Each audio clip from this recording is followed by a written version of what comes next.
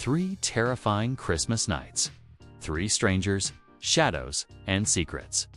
And in each story, no one was truly safe. Stay until the end, if you dare. Not every holiday story is filled with joy and laughter. Some are haunted by shadows, strangers, and secrets hidden beneath the surface.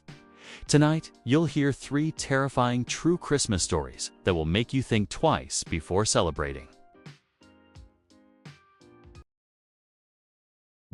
After my 2-year relationship ended, I found myself single again. I was back to living alone and scrolling through Tinder and similar apps. By then, I had been single for a few months and met a handful of people, none of which really stuck. During that period, I matched with a girl named Tracy on Tinder. She gave me her Snapchat, but soon enough, the conversation dwindled. She mostly just watched my stories and rarely replied. Back in college, this kind of thing didn't bother me, but now, in my late 20s, online dating felt exhausting and immature. I own a corner townhouse in a quiet community. For context, I'm an accountant, decent money, but boring as hell. After my ex moved out, I expected to enjoy peace and privacy. At first, it was nice, but after a month, the novelty wore off. Maybe I'm just a relationship person, or maybe I need people around, but being alone was getting under my skin. That's why I kept swiping on dating apps and going out just to avoid being cooped up. It was December when I posted something Christmas-themed on my Snap story, and guess who replied? Tracy. We hadn't spoken in weeks, but she started chatting about doing something festive together.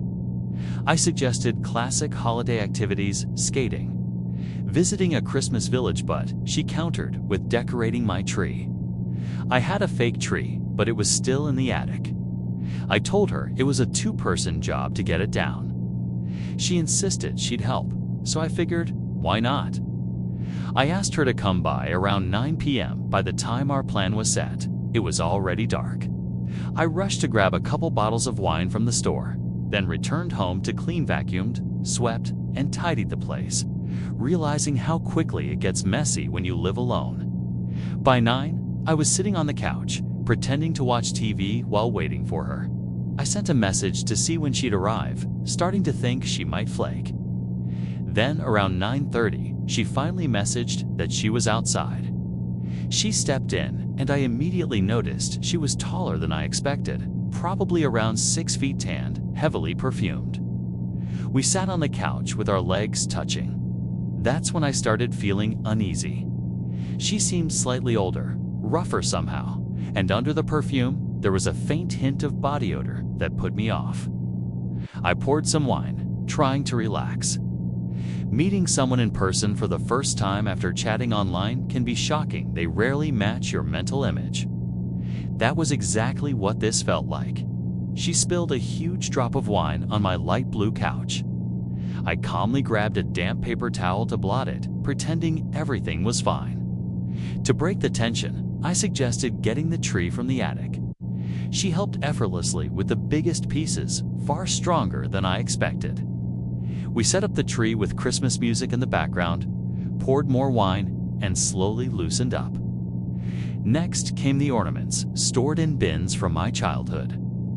I started carrying them up from the crawl space while Tracy waited in the living room. Soon, I began feeling woozy. The wine must have hit me harder than I expected. By the time I reached the top of the stairs, Tracy had vanished. I called her name, checked the rooms, and messaged her on Snapchat, but no response. She had disappeared. I sank onto the couch, frustrated and confused, and eventually fell asleep while watching TV, my memory fading into darkness. When I woke, the room was pitch black. I felt heavy, weak, unable to move easily. My phone was right under me, and when I turned on the screen, I saw a tall silhouette standing in front of me. For some reason, I didn't scream. Turning on the flashlight revealed Tracy. She wasn't moving, just staring down. I felt frozen, unsure if it was fear or the lingering effects of whatever she had laced my wine with. I called her name a few times. Then, suddenly, she sprinted toward the stairs, and I heard loud stomps and something slammed downstairs. Minutes later, I could move more freely. Checking Snapchat, her account was gone, blocked me. I looked outside, no cars, no signs of her vehicle. Searching my home, I noticed all my pill supplements, prescriptions, even Oxy from a past surgery were gone. Vodka from my mini fridge was gone too. Everything else seemed untouched.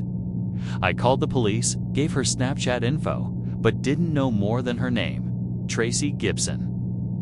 They questioned neighbors, found nothing, and left. I realized her odd behavior from the start made sense. She was likely older than she claimed. Potentially homeless with a serious drug problem. She probably tried to mask body odor with perfume and laced my wine to incapacitate me, then raided my home for anything usable. I never decorated that year.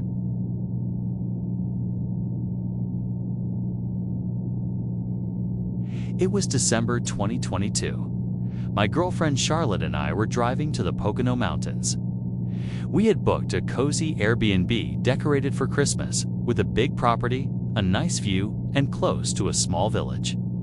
A snowstorm was predicted, so we left early to pick up groceries and get settled.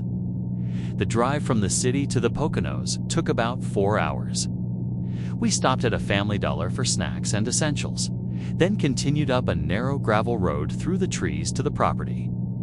The house was surrounded by woods with a large deck and a hot tub perfect for a snowy night. The yard had Christmas lights, reindeer, a big snowman, and oversized candy canes lining the path. We carried our things inside over a few trips. The cabin felt exactly as cozy as the photos suggested. A Christmas tree stood in the corner, stockings hung along the walls, and small decorations dotted every surface. The wooden smell made the place feel warm and homey. A stack of logs sat next to the fireplace, and the house had 3 bedrooms. We only needed one, but we used a second for luggage. I checked the fridge, turned on the TV, and looked out the windows. Upstairs was a loft with a pool table and couches. The basement was large but cold and empty, more like a workspace than a hangout area. Then there was a knock at the front door. I hurried to answer, and a man in his late 40s was there, wearing gray sweatpants and a worn yellow-brown jacket. He smiled and introduced himself as Tom, saying he ran the Airbnb with his brother. He told us to reach out if we needed anything and walked away. I found it odd that he knew I was with my girlfriend, but maybe his brother had mentioned it. It was dark and snowing heavily. We cranked up the heat and started preparing a simple dinner: chicken thighs, broccoli, potatoes, and cornbread. We ate on the couch with the tree lights glowing and watched the Polar Express. After dinner, we went out to the deck and enjoyed the hot tub amid the snowfall. Everything felt magical till the bubbles stopped. Footsteps echoed somewhere on the property. Charlotte and I exchanged nervous glances. I asked if I should call out, but she told me not to.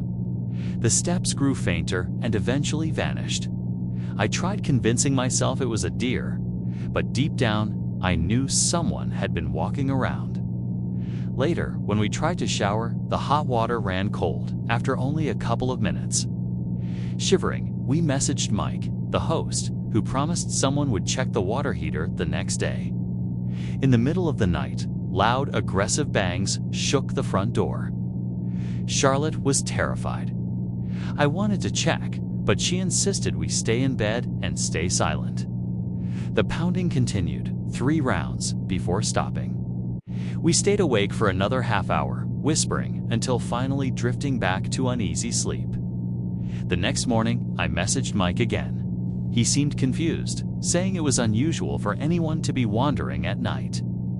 I told him about the footprints in the snow and the knocks at the door. Soon after, Tom arrived to inspect the water heater. I showed him the fresh tracks outside, and he casually said, "Strange folk wander around here sometimes." Harmless though, started to click, something felt off about Tom. I messaged Mike asking if Tom was a plumber. Mike said no, that Tom was his brother. But Mike has no brother. Panic set in. I quietly told Charlotte we had to leave immediately. We packed everything, left some minor items behind, and rushed to the car. I saw Tom approaching the rear of the Jeep in the rearview mirror. I floored it and drove out of there as fast as possible. We called Mike from the road, insisting he alert the police. 20 minutes later, he called back, saying the police had searched the property and found no one. Mike later apologized, admitting he had no idea who resembled Tom. Looking back, it was clear that man had been watching us from the moment we arrived to the hot tub. It's probably the one banging on the door at night. Whoever he was, leaving when we did likely saved us.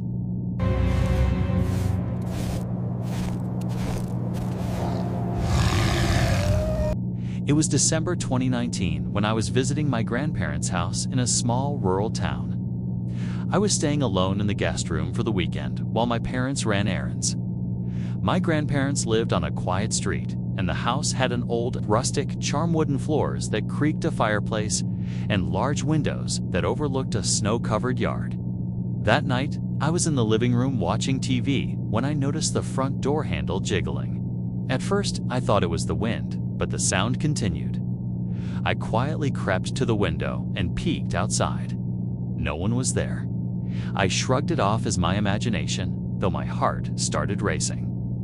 About 30 minutes later, I heard footsteps on the porch, heavier this time. I grabbed my phone to call my grandparents, but there was no signal. I turned on the lights and bolted to the kitchen to find a knife, anything for protection. I could hear the faint sound of something moving across the porch boards, then stopping. Suddenly, the doorbell rang. I froze. No one ever rang the doorbell this late. I whispered to myself, "It's probably a neighbor," but instinct screamed otherwise. I peeked through the peephole, but saw nothing but darkness. When I looked back, the living room felt colder, almost like someone was watching from the shadows. I kept calling my grandparents, but still no signal. My hands shook as I tried the door. It was locked. I sat on the floor, back against the couch, listening. The faint sound of breathing came from the hall outside the living room. I didn't move. My instincts told me to stay silent, stay hidden. Minutes passed like hours. Then I saw a shadow move past the edge of the hallway, just outside my peripheral vision. I slowly reached for my phone and shined the flashlight toward the hall. A tall figure stood there, motionless, looking down at me. I couldn't scream. I couldn't move. My mind went blank. I whispered, "Who's there?" The figure didn't answer. I blinked, and when I looked again, it had moved closer. Every nerve in my body screamed at me to run, but my legs refused to cooperate. The shadow then turned abruptly and sprinted down the hallway. I heard the back door slam shut. It took me several minutes to regain composure. I checked the windows and doors. Everything seemed intact. Nothing was missing, but the fear lingered. I later learned from neighbors that someone had been seen lurking around the area that night, targeting homes that appeared empty. My grandparents weren't home, and if I had been careless, things could have gone much worse. I still remember that night vividly, the darkness, the silence, the sudden presence of someone who shouldn't have been there. To this day, I avoid staying alone in that house, especially in the winter. Every creak, every shadow reminds me that even in familiar places, danger can lurk just out of sight. Subscribe to Voice in the Dark, where every week we bring the shadows a little closer. Until next time, stay safe, stay aware, and stay in the dark.